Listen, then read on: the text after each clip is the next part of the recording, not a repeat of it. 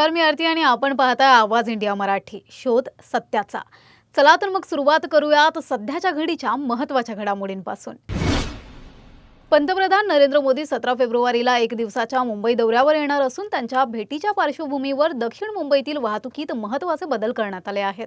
दुपारी 2:15 वाजता मुंबईत आगमनानंतर 2:30 वाजता लोकभवन येथे फ्रान्सचे राष्ट्राध्यक्ष इमॅन्युएल मॅक्रोन यांच्यासोबत द्विपक्षीय बैठक होणार आहे. सायंकाळी 5 वाजता ताज महाल पॅलेस इथे दोन्ही नेत्यांची विविध कंपन्यांच्या सीईओंसोबत राऊंड टेबल चर्चा होईल. त्यानंतर सायंकाळी 6:30 वाजता गेटवे ऑफ इंडिया परिसरात India France year of innovation या संयुक्त सांस्कृतिक कार्यक्रमाचे आयोजन करण्यात आले आहे. हा कार्यक्रम 14 ते 22 फेब्रुवारी दरम्यान होणार असून 17 फेब्रुवारीला मुख्य सोहळा पार पडणार आहे. या पार्श्वभूमीवर 17 फेब्रुवारीला दुपारी 2 ते रात्री 9 वाजेपर्यंत छत्रपती शिवाजी महाराज मार्ग, श्यामाप्रसाद मुखर्जी चौक आणि पी रामचंदानी मार्गासह दक्षिण मुंबईतील अनेक रस्ते वाहतुकीसाठी बंद राहतील. मुंबई पोलिसांनी नागरिकांना पर्यायी मार्गांचा वापर करण्याचे आणि वेळेचे नियोजन करून प्रवास करण्याचं आवाहन केलं आहे. मुंबई महानगरपालिकामध्ये महापालिका निवडणुकीनंतर महत्त्वाच्या स्थायी समिती, शिक्षण समिती आणि सुधार समितीच्या सदस्यांची घोषणा करण्यात आली. महापौर रितू तावडे यांनी या समित्यांच्या सदस्यांची नावे जाहीर केली. पक्षीय बलाच्या आधारे सदस्यांची निवड करण्यात आली असून स्थायी समिती आणि सुधार समितीवर प्रत्येकी 26 तर शिक्षण समितीवर 22 सदस्यांची नियुक्ती करण्यात आली आहे. पालिकेतील सर्वात महत्त्वाची मानली जाणारी स्थायी समितीवर भाजपचे सर्वाधिक 10 सदस्य निवडून आले आहेत. त्या खालोखाल शिवसेना उद्धव बाळासाहेब ठाकरे गटाचे 7, शिवसेना एकनाथ शिंदे गटाचे 4, भारतीय राष्ट्रीय काँग्रेसचे 3 तर महाराष्ट्र नवनिर्माण सेना आणि ऑल इंडिया मजलिस ए इत्तेहादुल मुस्लिमीन यांचा प्रत्येकी 1 सदस्य आहे. दरम्यान पालिकेच्या विरोधी पक्षनेतेपदी किशोरी पेडणेकर यांची निवड करण्यात आली आहे. हे मला वाटतं माझ्या वेळेला पहिल्यांदा घडलं. या मुंबई महानगरपालिकेला खूप इतिहास आहे आणि त्या इतिहासामध्ये पहिल्यांदा विरोधी पक्ष नेती, आतापर्यंत नेता असंच असायचं, विरोधी पक्ष नेती पदी माझी निवड सर्वानुमते, म्हणजे पक्षप्रमुखांनी तर दिलंच पण सर्वांनी ते सहकार्याने मानलं. हा एक आनंदाची गोष्ट. पण जसं सभागृह नेता किंवा महापौर हे पदावर असतात तेव्हा फार मोठ्या काट्यांच्या खुर्चीत ते नसतात. पण विरोधी पक्षनेता स्वतः पण काटेरी खुर्चीत असतो आणि काट्याने ते दाखवायचं असतं मुंबईसाठी काय चांगलं आहे किंवा तुम्ही काय मनमानी करताय. ती पहिली मनमानी आज दिसली. आज प्रस्ताव आणलाय, ठराव आणला नाही, अशा शब्दांचे कृपया करून डावलण्याचा प्रयत्न केला. जो राज्यात आज डावलण्याचा प्रयत्न झालाच आहे, होतोय, त्या संख्येवरून विरोधी पक्ष नेता पदच नाही. खरं म्हणजे संविधानामध्ये जरी संख्येचे अंकांची संख्या आणि संख्यांचं अंकगणित मांडलं जातं तरी विरोधी म्हणून दिल्ली सारख्या ठिकाणी आणखीन 1-2 शहरामध्ये अतिशय कमी संख्येने असूनही विरोधी पक्षनेता पद दिलं गेलं आहे. पण महाराष्ट्रामध्ये मात्र हे घडूनही दिलं जात आहे. तेच मुंबई महानगरपालिकेमध्ये खरी तशी प्रबळ इच्छा होती, पण मुंबईकरांनी बाळासाहेबांच्या विचाराला आणि उद्धवजींच्या आणि आदित्यांच्या कामाला, आणि आम्ही सर्वांनी जे मुंबईमध्ये अनेक वर्ष काम करत आले, स्थानिक पातळीला लोकांना ते मान्य आहे, त्याच्यामुळे आम्ही पण मोठ्या संख्येने निवडून आलो. राज्याचे दिवंगत उपमुख्यमंत्री अजित पवार यांच्या विमान अपघाताबाबत घातपाताचा संशय व्यक्त करत राष्ट्रवादीच्या शरद पवार गटाचे आमदार रोहित पवार सध्या दिल्लीत महत्त्वाच्या हालचाली करत आहेत. काही दिवसांपूर्वी त्यांनी या अपघातामागे काहीतरी संशयास्पद असल्याची शक्यता वर्तवली होती. सरकारी पातळीवर केवळ चौकशी जाहीर करण्यात आली असली तरी ठोस माहिती समोर न आल्याने संशय अधिक गडद होत असल्याचे त्यांनी म्हटले आहे.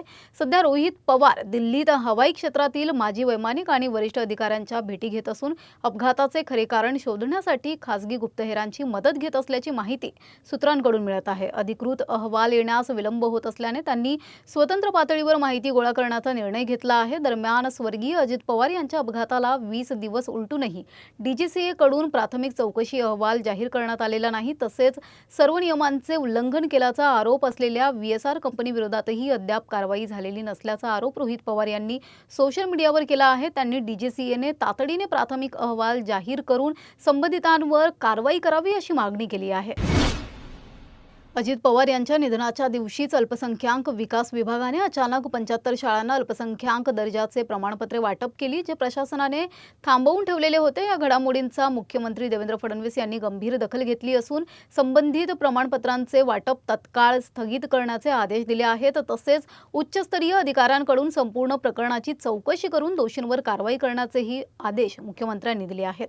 या घटनेवर विरोधकांनी तीव्र संताप व्यक्त केला आहे। हर्षवर्धन सपकाळ यांनी म्हटले की अजित पवारांच्या निधनानंतर अशा प्रकारची घडामोड प्रशासनाच्या जबाबदारीखाली झाली असल्यास मुख्यमंत्री फडणवीस यांच्यावर तात्काळ उत्तरदायित्व येते। विशेष म्हणजे मागील वर्षी ऑगस्टपासून अल्पसंख्याक दर्जाची प्रमाणपत्रे देण्यास स्थगिती होती, परंतु अजित पवार यांच्या निधनानंतर काही तासांत गुपचूपपणे प्रमाणपत्रांचे वाटप सुरू झाल्याचे उघड झाले।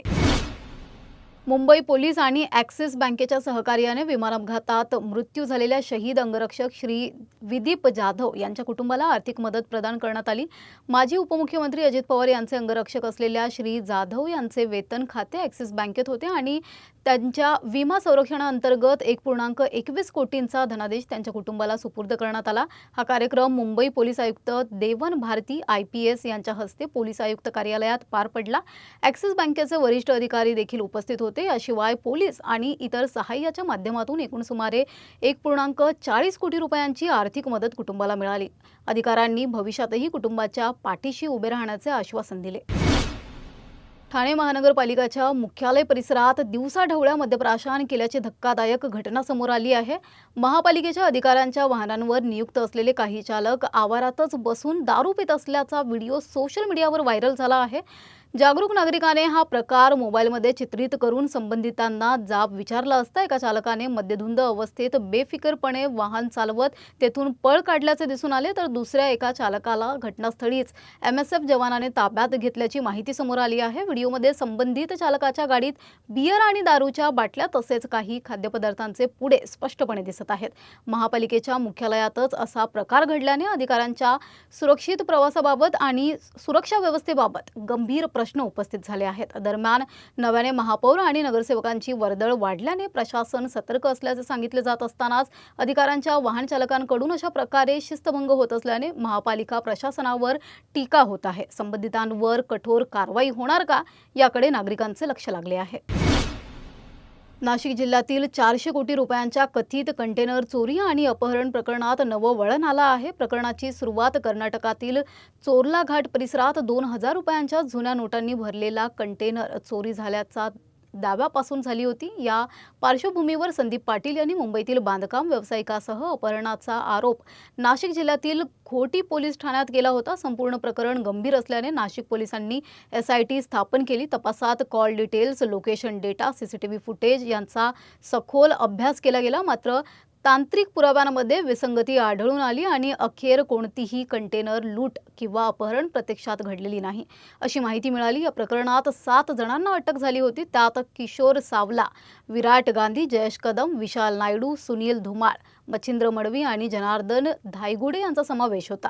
मात्र न्यायालयाने सरकारकडून ठोस पुरावे सादर न करता सर्व आरोपींना निर्दोष मुक्त केले। फिर्यादी संदीप पाटील यांनी पोलिसांकडून झालेल्या मारहाणी आणि खोट्या गुन्ह्यात अडकवण्याच्या प्रयत्नांविरोधात उच्च न्यायालयात न्याय मागण्याचा निर्णय घेतला आहे। त्यामुळे प्रकरणातील पोलिसांच्या भूमिकेवर प्रश्नचिन्ह निर्माण झाले आहे। अभिनेता राजपाल यादव हे चेक बाउन्स प्रकरणात 5 फेब्रुवारीपासून तिहार तुरुंगमध्ये अटकेत होते। दिल्ली उच्च न्यायालयाने भाचीच्या लग्नासाठी त्यांना 18 मार्चपर्यंत अंतरिम जामीन मंजूर केली आहे। जामिनासाठी न्यायालयाने प्रतिवादीच्या नावे 1.5 कोटी रुपयांचा डिमांड ड्राफ्ट जमा करण्याची अट ठेवली होती, जी वेळेत पूर्ण झाल्यानंतर त्यांची सुटका करण्यात आली, परंतु पासपोर्ट जमा करण्याचे आदेश अद्याप कायम आहेत। प्रकरणाची पुढील सुनावणी 18 मार्च रोजी होणार आहे। पूर्वीच्या सुनावणीत न्यायालयाने फटकारले होते की सहानुभूती असू शकते, पण कायदा आपलं काम करतो आणि वेळेवर शरण न आल्याबद्दल नाराजी व्यक्त केली होती। सध्या या बातमीपत्रात एवढंच. पुढील घडामोडींसाठी बघत रहा आवाज इंडिया मराठी. शोध सत्याचा.